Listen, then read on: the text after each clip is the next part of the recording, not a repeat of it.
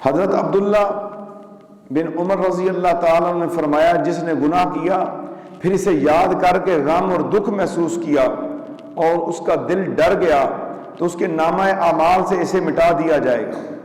یعنی اپنے گناہ کو سوچ کے روتا ہے، معافی مانگتا ہے۔ اگر ایک گناہ زندگی میں ہوا تو اس گناہ کے لیے مرتے دم تک رونا پڑے گا اور معافی مانگنی پڑے گی۔ یہ نہیں ہے کہ ایک آدھ مرتبہ معافی مانگنے سے گزارا ہوگا۔ اگر نماز چھوٹ گئی ہے، روزہ چھوٹ گیا ہے، کوئی زنا و بدکاری کا کام ہو گیا ہے، کوئی شراب نوشی یا کوئی سود کا کام، رشوت کا کام، دل آزاری، کسی کی غیبت ہو گئی، کسی کا غیبت والے سے تو معافی بھی مانگنی پڑے گی دنیا میں، کسی پہ تہمت لگا دی، الزام لگا دیا، وہ تو دنیا میں معافی مانگنی پڑے گی۔ تو جتنی جلدی توبہ کی جائے اتنا ہی جلد فائدہ ہے، اور توبہ گناہوں کو مٹا دیتی ہے، اور توبہ کرنے والا بندہ بہت جلد اللہ تبارک و تعالی کا مقرب بندہ بن جاتا ہے،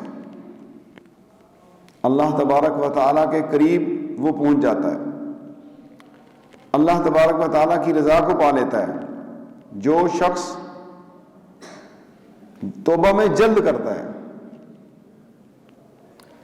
ایک دن ایک آدمی نے حضرت عبداللہ ابن مسعود سے پوچھا کہ ایک آدمی نے گناہ کیا، کیا اس کی توبہ کی کوئی صورت ہے؟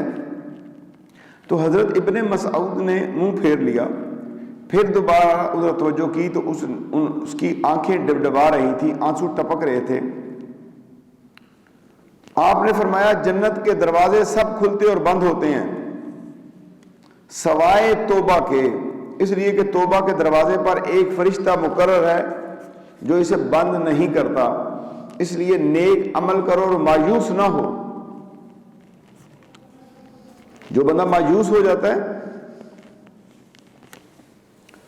وہ نقصان اٹھاتا ہے۔ ہمیشہ اپنے دل کو خوش رکھیں اور اللہ کی بارگاہ میں معافی مانگتے رہیں۔ دو چیزیں ہیں کہ انسان جب اللہ کی بارگاہ میں جائے تو رونے والا منہ بنائے